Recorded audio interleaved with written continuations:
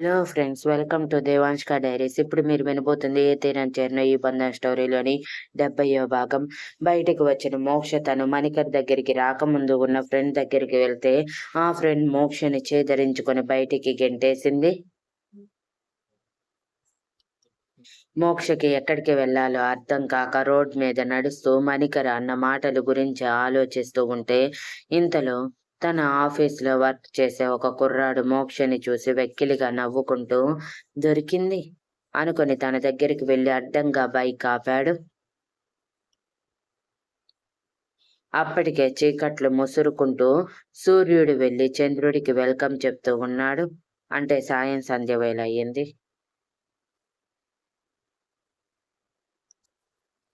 Sudden గా తన ఎదురుగా బైక్ ఆగటంతో మోక్ష కంగారు పడి 2 అడుగులు వెనక్కి వేసి, ఈడియట్, కొంచెం కూడా బ్రెయిన్ లేదా అని అరుస్తూ తలెత్తి చూసేసరికి ఎదురుగా తన కొలీగ్ తన వైపే వెక్కిలిగా నవ్వుతూ చూస్తూ ఉంటే మోక్ష భయంగా తన బ్యాగ్ ని గట్టిగా పట్టుకుని, మీరేంటి ఇక్కడ అని వణుకుతున్న గొంతుతో అడిగింది. నీకోసం ఆఫీస్ అయిపోయాక చాలా వెయిట్ చేశాను, కానీ ఎవరో వచ్చి నిన్ను తీసుకువెళ్ళిపోయారని డిసప్పాయింట్ అయ్యాను.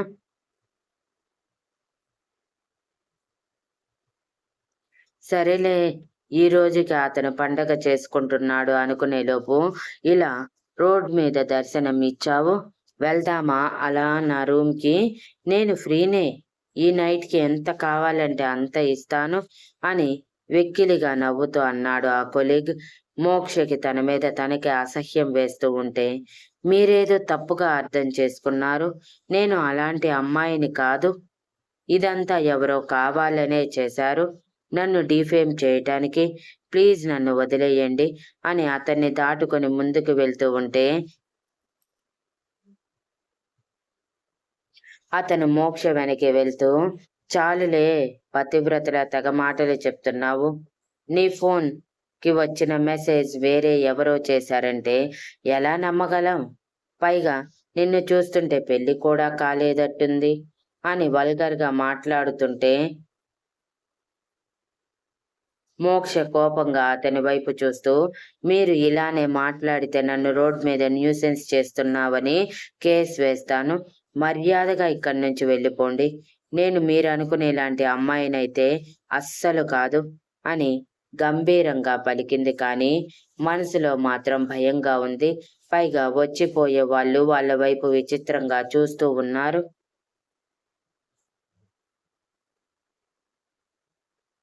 అతను కేస్ అనగానే కొంచెం భయపడినా, నీ గురించి నువ్వే ఎక్స్పోజ్ చేసుకొని మేము నిన్నంటుంటే మమ్మల్ని బెదిరిస్తున్నావా? ఏదో ఈ నైట్కి ఫ్రీ ఉన్నావనుకొని అడిగాను, కానీ నువ్వు మాట్లాడే మాటలు బట్టి ఈ నైట్ ఫ్రీగా లేనట్టుంది. ఓకే, మరోసారి ట్రై చేద్దాం, నిన్ను మాత్రం వదలనులే అని ఆశగా మోక్ష వైపు చూస్తూ చెప్పి తన బైక్ మీద వెళ్ళిపోతే మోక్షకి చాలా చిరాకుగా అనిపించి ఏదైనా హాస్టల్ రూమ్ తీసుకుని ఉండాలని ఫిక్స్ అయ్యి అటువైపుగా అడుగులు వేసింది. హాస్టల్కి కనీసం ఆటోలో కానీ ఏదైనా క్యాబ్ బుక్ చేసుకోవాలని కానీ ఆలోచన కూడా రాలేదు తనకి. మణికర్ మాటలు, ఆఫీస్లో తన వైపు అందరూ చూసిన చూపులు, ఇప్పుడు అతను మాట్లాడిన మాటలు, సెల్లార్లో మరో వ్యక్తి మాట్లాడిన మాటలు, విశాల్ చేసిన పని అన్నీ తనని ఉక్కిరిబిక్కిరి చేస్తూ ఉండటంతో అలా నడుస్తూ ఉన్న తన పక్కనే ఆగిన ఆటోలో నుంచి రాహుల్, రోజీ ఇద్దరు దిగి, నీకోసమే వస్తున్నాము, రా ఇంటికి వెళ్దాం అని తన పర్మిషన్ అడగకుండానే మోక్షని ఆటోలో కూర్చోబెట్టి ఫ్లాట్కి తీసుకువెళ్లారు. యాక్చువల్గా ఏం జరిగిందంటే, రోజీ చెప్పింది విన్నాక రాహుల్ ఆ ట్రాన్స్ నుంచి బయటపడి రోజీ చెప్పింది కూడా నిజమనిపించి మనస్వి మీద ఇంకా ఆశ చావక ఆస్తిని మనస్విని ఎలాగైనా దక్కించుకోవాలని, విశాల్ గర్వం అనగదొక్కాలని ఫిక్స్ అయిన రాహుల్ రోజీతో ఓకే చెప్తే రోజీ మోక్ష హెల్ప్ కూడా తీసుకుందామని చెప్పి విశాల్ చెప్పినట్టు మోక్ష కోసం బయలుదేరారు. ఆల్రెడీ మోక్ష వాళ్ళ మోక్ష వాళ్ళ అడ్రస్ రాహుల్కి తెలిసే ఉండటంతో అటువైపుగా ఆటో వెళ్ళమని చెప్పి వెళ్తూ ఉంటే మధ్యలోనే ఎదురుగా మోక్ష వస్తూ కనిపించటంతో తన దగ్గర ఆపి తనని ఎక్కించుకుని ఫ్లాట్కి వచ్చారు.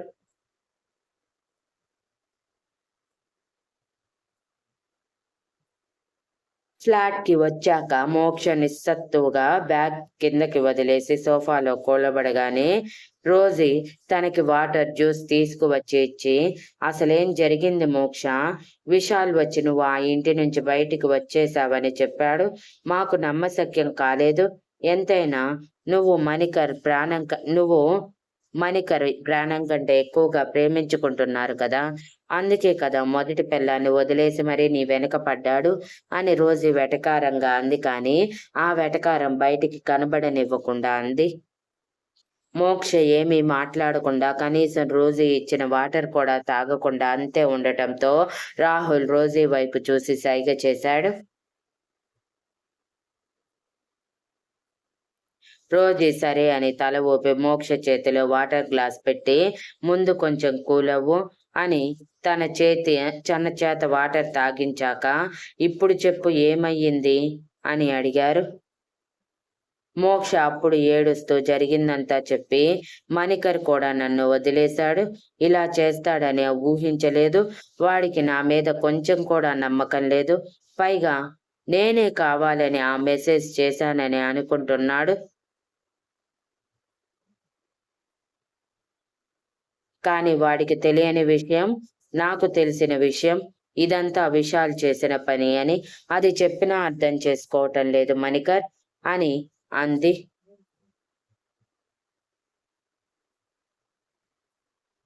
మగాడు ఆవేశంలో ఏది ఆలోచించలేడు మోక్ష. నేను ఎక్స్పీరియన్స్తో చెప్తున్నాను కదా అని అంది రోజీ చాలా కూల్గా. అంటే అని మోక్ష అయోమయంగా తలపైకెత్తి రోజీ వైపు చూడగానే, ఐఎమ్ ఆల్సో మ్యారీడ్. రాహుల్తో కాదు, తరుణ్తో. ఆ టైంలో చాలా ప్రాబ్లమ్స్ ఫేస్ చేశాను. దానివల్లే తరుణ్ని వదిలేశాను అని అంది రోజీ ఏమాత్రం గిల్టీ ఫీలింగ్ లేకుండా. తెలుసు మణికర్ చెప్పాడు అని కళ్ళు తుడుచుకొని అంది మోక్ష. హా, అలానే రాహుల్కి నేనేమీ ఫస్ట్ కాదు. వాడికి ఎన్నో దాన్నో కూడా తెలియదు. కాబట్టి మనం ఇలాంటి విషయాల్లో అనవసరంగా బాధపడకూడదు. మనం ఏడిస్తే ఆ విషయాలు గెలిచినట్టే కదా. కాబట్టి మన ప్రయత్నం మనం చేద్దాం. ఇంతకీ నీకు యశస్వి కావాలా, లేకపోతే మణికర్తో పెళ్లి మాత్రమే కావాలా అని అడిగింది రోజీ నవ్వుతూ.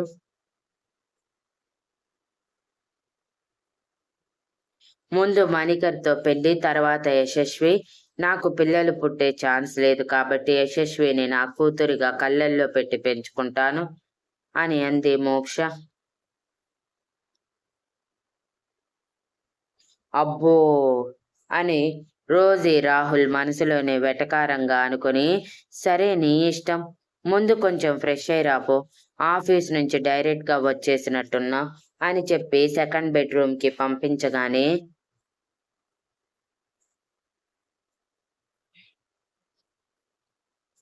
రాహుల్ రోజీతో, ఇప్పుడు తను మనకి బర్డెన్ కాదా రోజీ? ఎందుకు తనని తీసుకువద్దామన్నావు అని డోర్ క్లోజ్ చేసుకున్న మోక్ష రూమ్ వైపే చూస్తూ అన్నాడు రాహుల్.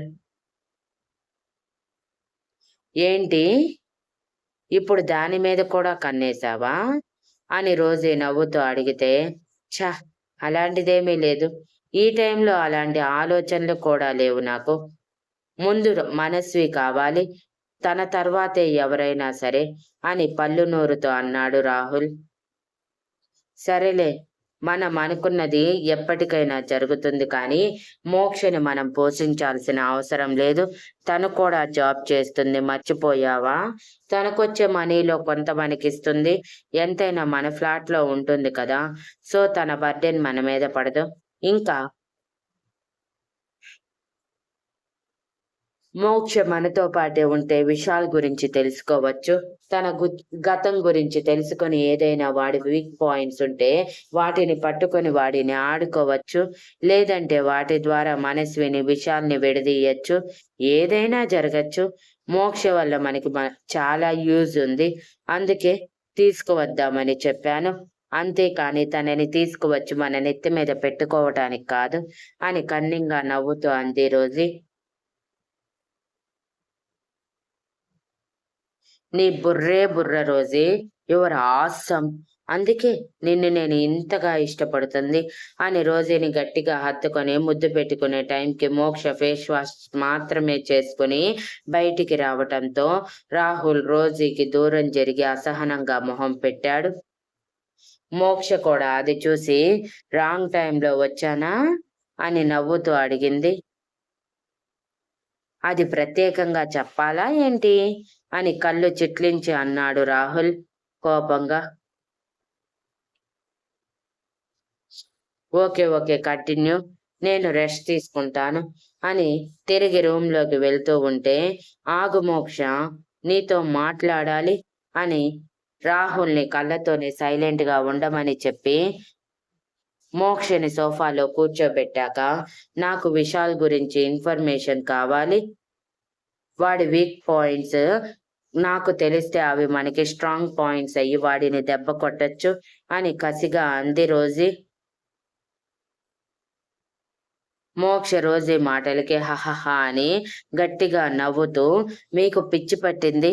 విశాల్ని చూసి వాడి స్టామినా చూసి కూడా వాడి వీక్ పాయింట్స్ అడుగుతున్నారా? How poor you are. అడుగుతున్నారు కాబట్టి చెప్తున్నాను.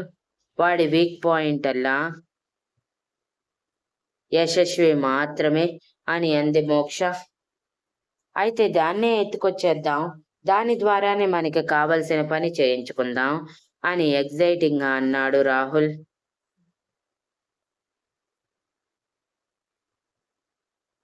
అది అంత ఈజీ అనుకున్నావా? యశస్విని చేరువలోపై విశాల్ మనల్ని చంపి మన పేగులతో శివతాండవం చేస్తాడు. వాడి గురించి తక్కువ అంచనా వేస్తున్నారు మీరు. వాడు ఒక డైనమైట్ లాంటి వాడు. ముట్టుకుంటే మనమే మాడి మసి బుగ్గైపోతాం. ఇంత చేస్తున్నా మేము వాడికి ఎదురు తిరగలేక నోరు మూసుకుని చేతులు కట్టుకొని నిలబడింది అని వెటకారంగా అంది మోక్ష. ఏంటో వాడిని తెగ పొగిడేస్తున్నావు. చూడటానికి చాక్లెట్ బాయ్లా ఉన్నాడు. కొడితే పడి ఉంటాడు అంతే కదా అని రోజే తీసి పడేసినట్టు మాట్లాడుతూ ఉంటే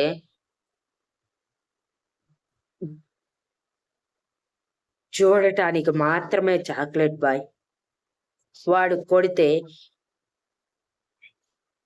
32 పళ్ళు చేతిలో పడతాయి అని అంతే వెటకారంగా అంది మోక్ష. మరి ఇప్పుడు ఏం చెయ్యాలి? ఇదంతా కాదు, అసలు మీ గతం మొత్తం చెప్పండి. ఆ గతంలో మాకు ఉపయోగపడేది ఏమైనా ఉంటే దానిని ఉపయోగించుకొని విషయాన్ని ఏదైనా చేయగలుగుతాం అని అసహనంగా అన్నాడు రాహుల్. రోజీ కూడా అదే అనటంతో మోక్ష తన గతం చెప్పటానికి ఒప్పుకుంది. రేపటి నుంచి హారిక, మణికరణ్, మోక్షల గురించి వస్తుంది. ఆల్రెడీ జరిగిందేంటో మీకు చూచాయిగా అర్థమయ్యే ఉంటుంది. మిగిలింది జస్ట్ పైన చెప్పి త్వరగా గతం అయిపోగొడతాను. So don't worry.